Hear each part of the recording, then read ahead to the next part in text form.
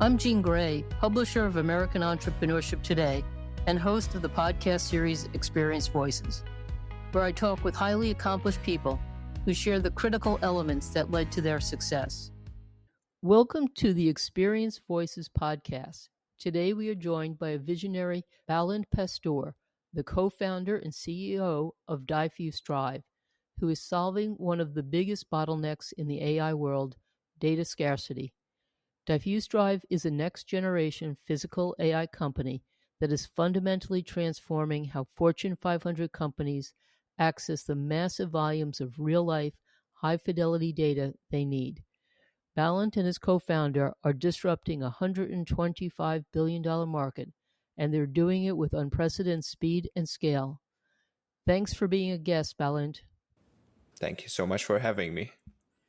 Well, it's a pleasure to have you on Experience Voices because of what I've learned about your disruptive technology and its impact it could have on the scalability of AI, and it's so timely of what is going on. So let's start by you defining or explaining to listeners what your breakthrough technology is.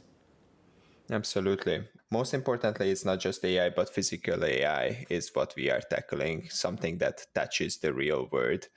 And usually what I bring as an example is when you have to teach a system or train a system to interact with the real world, of course, you need experiences, or more specifically, the way that humans are taught from the very beginning by our mothers is to show us good and bad examples of what we can do. Let's say you see a dog for the first time, your mother teaches you that it's a dog, and then again and again. They don't describe it to you as it has 4 legs, it has a body, it has a head, but rather it just points out that it's a dog. And the same way we are training machine learning systems is we are showing examples. And these examples could be anything. And of course, we are talking about robotics, and we need training and validation data for robots. So one thing is train them, and the other one is to test them against a golden set of data. And then, of course, usually how it goes is it comes from the real world. So people are collecting data. But by the nature of the real world, we are limited by it, especially on one hand, we don't have the scale. The other hand is, of course, we don't have the means to collect everything. And also not everything happens when we want it to happen. So just an easy example, what I usually bring is that everyone drives a car, or most people drive a car. And whenever you drive and you're following a car in the traffic, if you were to replace your eyes with cameras that are recording, you are recording a lot of data. But the problem there is that you are seeing essentially one thing. The scenario doesn't change. The car in front of you doesn't change. And of course, when you are recording all these, you are interested in the most diverse data that you can possibly get. So this is what we are generating with DiffuseDrive. Instead of getting it from the real world, we are generating all the synthetic, or rather AI-generated data, and not just cars, but also drones, also robots. So all of the different domains of robotics is falling under us, or physical AI. That's what we are doing in a nutshell. Well, specifically describe data scarcity and why your solution is addressing that challenge that large companies are having with their engineering teams. Absolutely. It's a finicky question because we have data scarcity, but it's not that what people think. So we have a lot of data in the world. The problem is, again, what you are recording or what you are getting from the real world is on one hand very limited because you are seeing the same thing. So the usefulness or the impactful data is very scarce within the already existing data. The second is there are all those edge cases, long tail cases that are actually making or breaking the algorithms that are really scarce. So they don't happen as frequently. You might not be able to get it. And let's say I'm going to bring another automotive example, and then hopefully we'll stay away from that for some time, is that Tesla is one of those companies that has figured out how to collect masses of data in the real world. And of course, they are a San Francisco Bay Area or Silicon Valley company, and they are recording a lot of stuff around here, especially California is really good and big on Teslas. And what you are seeing is the same thing, driving over and over and again over the same course of track. you're going to be really good at that. But of course, outside of it or out of distribution, it's really not. And that's the same thing for all the robotics endeavors. So with the data scarcity is where the algorithms break, not the general cases.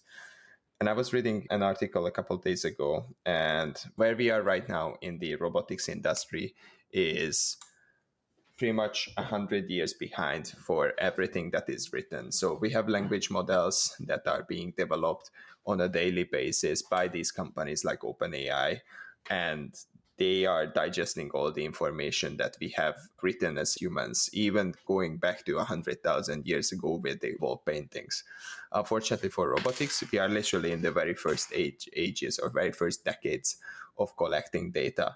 And of course, we want to get to there faster than 100,000 years, but might as well just supplement it with synthetic data or synthetic means. And that's why we are doing DiffuseDrive. Well, let's start or go back to the origin of your idea. Is you were in a situation or in the industry where this exposed you to this problem. Share a little bit about your background and where the light bulb went off to pursue this type of solution. Absolutely. I mean, working at Bosch, the German automotive supplier, and working on their autonomous driving stack, we faced this very problem ourselves. And my co-founder, who used to be my right hand, my technical lead, he also worked in very different places within the autonomous driving and the autonomous driving stack that Bosch had before. And we just realized that it's a problem for everyone. I was also selling autonomous driving related parts to Tesla, Rivian, Lucid, and all these different ones in the US already. And we realized that it's a problem for us. So not having enough data, it's a problem for everyone. And hence we started the company tackling the driving part. But we realized quickly that it's not just driving. It is data scarcity for many, many different endeavors regarding in the air, autonomy, so drones or aerial vehicles, on the surface of the waters, so unmanned surface vehicles and everything. And we realized that it's not just the civil applications that we have tackled before, but also defense applications. Because at the end of the day, where robotics are being applied, first at least is where it is dangerous, where it is unsafe for people. So essentially replacing crewed or uncrewed systems or robots that are operating at the very edge of the technology or the very edge of our capabilities. This was a big step for you to take. You're working for Bosch, but you've got some great background. You found a co-founder. So what was the first step that you took to implement or execute on your vision? Did you establish an MVP, a minimum viable product, or did you have access to systems that could allow you to do some experimentation? What was the very first steps to get out of the gate, so to say? Absolutely. I think that the very best way to do it is just to do it, right? So of course we started with Roland, my co-founder, who I am really thankful to be working with, because we essentially complement each other on many different fronts. And more specifically, he is the builder, I'm the seller, or I'm rather on the business side. And that's what we did. We built an MVP, a very early MVP, even before having a company, even before having anything, and we validated with customers. I was part of Entrepreneur First in London before we started the company. So I am really thankful on learning how to validate stuff in the wild, or rather in the market, and just apply the knowledge, right? We went to our customers, or previously my customers, and then hit up people in the industry through our connections and validated the problems they were facing. What are the things that they needed when it comes to synthetic data or the data scarcity? And then we realized that it's bigger than what we thought. So we started building it, and we built the very first one. We showed that to potential customers. They were already excited to have that. And then we got our first investments even before having a company, because people also realized that we needed to build this. When you began looking for additional funding, realizing that you really had something and you could see the opportunity to scale, did you go through the traditional steps of putting together a pitch deck and coming up with a list of initial investors that you would approach? So share a little bit about that learning curve. The way that we started in the first place is that, of course, we wanted to go through these accelerator programs. I have seen the value that they are providing to early stage people, especially for those that are not as fortunate to grow up in the Bay Area or being exposed to more venture backed companies in the first place, especially coming from a more humble beginning from Central Eastern Europe. I would say that the difference mainly is that the mindset. So we wanted to put ourselves into a place where the mindset is prevalent. And then while applying for all these, we got already almost dragged into, which in itself would entail that we didn't have a control over it, but we let ourselves to be dragged into like a semi-fundraising mode. And that's what resulted into starting the company with already having investments in. When you were pitching the first investors, how did you define for them your market share? Were there already competitors presenting something as innovative as your startup, or you were trying to get first to market so you could displant some legacy technology that was inefficient for the industries? There were a couple indicators, right? There were already companies operating in the market doing synthetic data or doing simulations. And our whole pitch was built on, yeah, simulation don't work. Here is what we are doing.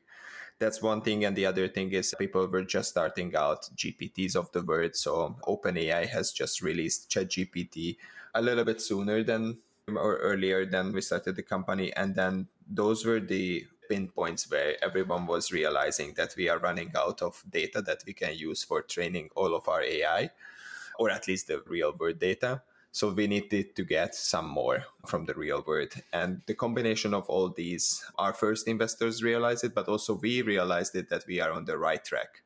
And as much as I would love to see that it was more serendipitous. I would say things fall in place, of course, in venture or in everything in life, but in venture as well. You need to count your luck and you have to expose yourself to be lucky. And I think we were also in the very best position in this era to start a company like this. Did you have to change any of your assumptions of when you did your MVP and your prototyping, where what you learned out of the first trials were very insightful, and you said, or your team, I need to adapt to what we're doing? Because a lot of entrepreneurs marry into that their solution at the get-go is the only way to go. Is adaptability important in your early stage of developing the technology? No, absolutely. I mean, you have to listen to what people want. And of course, Y Combinator is always saying build something that people want. They cannot be more right on that, especially that you have to just learn about your customers. Because even if you are building the very best technology, you are not necessarily building the very best product that people are using. And at the end of the day, this is the product company. And our bread and butter comes from deploying a cutting edge technology that is being brought over from research into development. So our whole system is being built on top of the very last technology that comes out of the industry. So when you brought your technology to an actual end-using customer, can you share a little bit about the satisfaction of sort of the aha moment of the client where they've confirmed to you you've got something? It's so funny because whenever we are pitching, we always bring them into like, okay, let's play a game. Can you guess which one is real and which one is generated? And the reason we are bringing this is, of course, in a visual domain where we are operating, you have to see the results yourself. And as a human, we are really good at pattern matching and especially pattern finding and seeing where the things don't add up. And in this case, hallucination or just failures where the imagery falls apart. And this is what I'm doing with them. And then seeing is believing, right? So we are just showing them how good the imagery is and how indistinguishable it is from real life. And we started calling it real world grade data. It looks like, feels like, speaks like the real world, but it doesn't come from the real world. And that's what we are always anchoring around. And then, of course, the aha moment for them is when it's like, okay, yes, this is something that looks like my own imager or my own camera, my own hardware, my robot, what it sees from the real world, except what there is in the imagery or in the data that we are generating is something that they have never seen before. So you're bringing enormous quality, and I'm hearing that you're also bringing cost savings to them compared to the way that they were previously managing and establishing their data. So is that your model based upon not just the quality, but you can go to a customer and they can see how implementing your technology will save them a lot of time and money? Absolutely. We are saving time and money to them, but there is one caveat that I always want to bring to them. Since we are giving them essentially an access to data that they would otherwise have to take years to collect, we are giving them a time machine and they are sparing money or rather resources later down the road that they don't have to use and don't have to utilize to just linger around with like semi-coverage of their data or proposed data sets. So that's something that I really like to emphasize to them is that we don't sacrifice on quality, we don't sacrifice on quantity and diversity because we don't want them to sacrifice on time. So how are you running with this? So you have your first adopters, you've validated the model, you've gotten some seed or pre-seed money. So what was the next phase that you entered to? Was it to multiply the number of early adopters? How did you sort of accelerate and build momentum behind your early success? So, of course, there is a lot to do at an early stage company. We raised $5 million altogether to build out and scale our business. And most importantly, where we are heading is twofold. One is, of course, we have already deployed it in civil applications, which is very important. Now we are deploying it at the defense applications. So for that, we are setting up ourselves for success at the federal level as well. And at the same time, we are going towards into all things robotics with our self-served product later down the road. So right now, what we are doing is, of course, in the early ages of the industry where we are seeing the robotics data being proliferated, and we want to be the people that are in the forefront of it. Do your early adopters or your testimonial clients, are they acting as the entree to additional doors and additional clients? A lot of aspiring entrepreneurs don't really appreciate the value, how the first few customers can change the direction of a startup. Oh, right, absolutely. Most of our early customers are definitely among those that are the people that are just advocating us, and especially coming from there. And with their backing and with our resources, they are also being very well compensated for that in terms of like, hopefully we are showing them just as much appreciation as they are showing to us. And at the same time, we are expanding. So our customer base has multiplied over the last couple of months, years. So definitely being grateful for those early customers. So where did you deploy your $5 million in funding? What was your, say, top 2 or 3 areas or priorities? I mean, of course, we are hiring the best of the best. We have European engineers, we have American operations, and more importantly, right now we are building up our American engineering as well. So that's mainly the top of mind. And of course, for us, computation. At the end of the day, where we are still being squeezed on, or as everyone else is having enough compute, but at the same time, we are running our most efficient models for most of our customers so that we don't have to sacrifice on quality. Well, you've touched upon different industries that you're entering. Step back a little bit and share how you formulated your marketing approach to your next stage. Did you bring on a CMO? Did you bring on a marketing consultant? Did you write a business plan and execute the marketing part of it? Because as we're talking, it sounds like you're moving very quickly, but then there's pieces that you're putting into place that's allowing you to reach that success. And I imagine having a good marketing strategy is part of this puzzle that you've been putting together. I think we built a really good team over the last 2 years of the operation of the company that is allowing me and the whole company to thrive in the marketing part. Personally, I like being involved in the marketing plans and like even down to the creating side. So being able to just formulate our thoughts and show it to the world. I think that's the easiest way to put it into marketing. But at the same time, like marketing involves a lot of different things, how the market is changing, where we are tackling it and stuff like that. So I think that's something that doesn't leave the C-level for a really long time, if ever, if I'm being honest, even at bigger companies. And that's the same for us. It's like the leadership still takes care of that. Of course, marketing implementation, that's another question. But for sure, what we are saying, how we are saying it, and essentially how we are talking about ourselves as a company, that's something that is still in the realms of what we are doing. Well, product market fit, I guess if you could clarify a little bit further, you've shared a lot about how you introduced your innovation to clients that you had prior experience with, and they validated your model.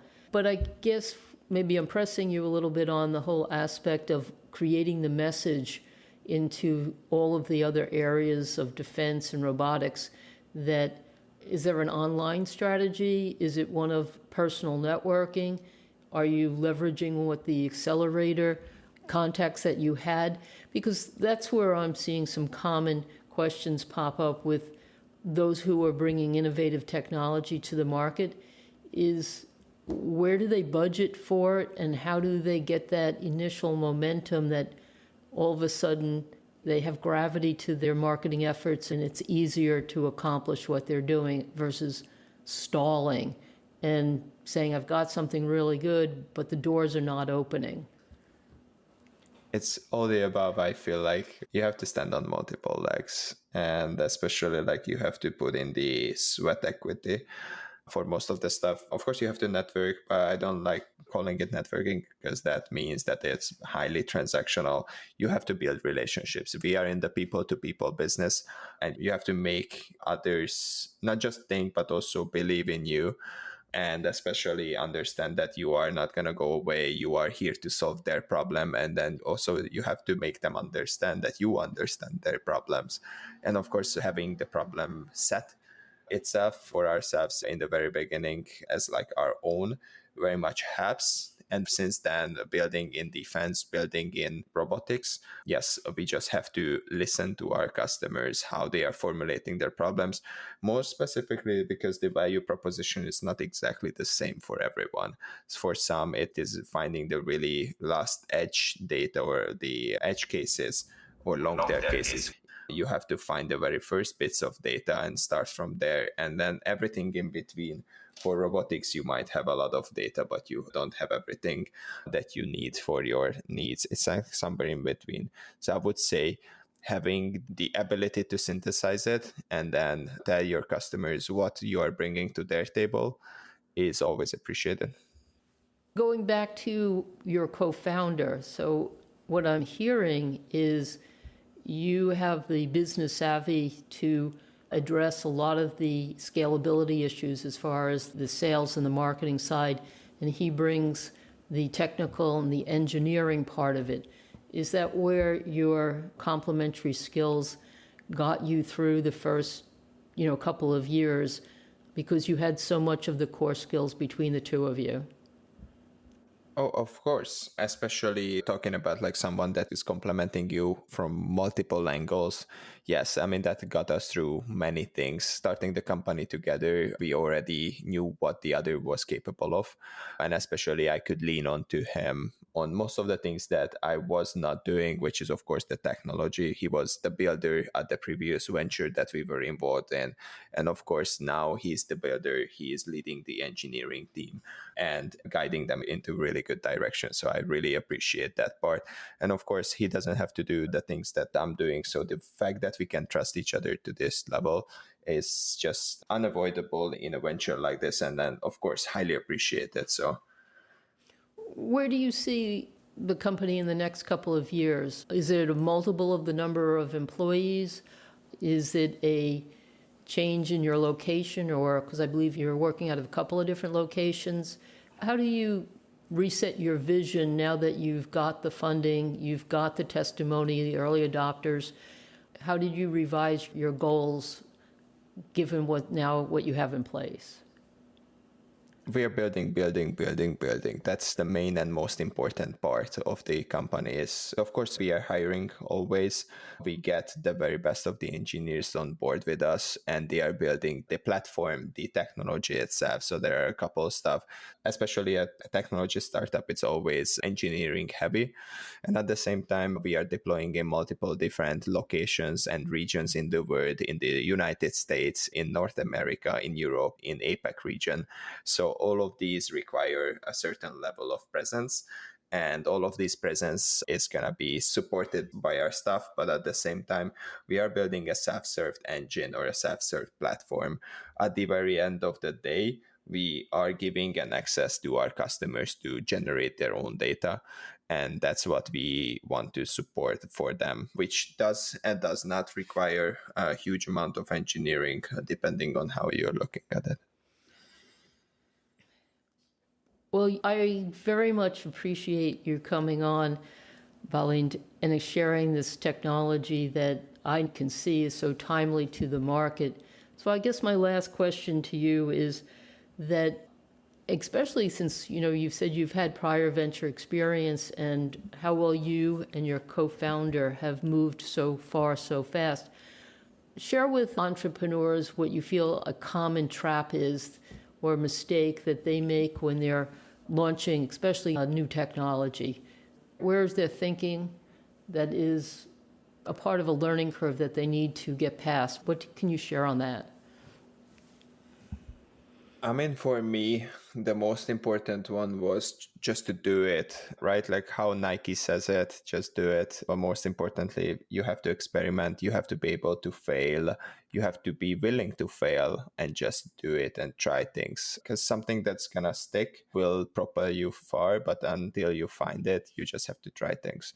And especially in the very early ages, it might be that you even have to pivot your whole idea. We were fortunate enough to not do that, although you could argue that in a lot of cases, the changes that we implemented can be viewed as pivot. We really think that we are solving the very same problem as why we started the company in the first place, but it might be a little bit different, and it might be a little bit different tomorrow or the day after, because we are more than happy to adopt it. We marry a problem set, but not necessarily one problem or one technology. The company is called DiffuseDrive, but if tomorrow a better technology comes out that we will be able to leverage, then it might be a different technology behind that. But we firmly believe that synthetically generated or AI generated data will solve the robotics problem. And then we are bringing the best solution for that. Sounds like you're saying to aspiring entrepreneurs, take the risk, get into the arena, and then go from there. Absolutely. Well, it was a pleasure speaking with you, Balint, and I look forward to hearing of your progress over the next couple of years, because I know you're moving so quickly. So again, it was a pleasure. We are doing our best. Thank you so much. You have been listening to the podcast series Experience Voices. To hear more and subscribe, visit AmericanEntrepreneurship.com/podcast, where you will also find a form for listener feedback.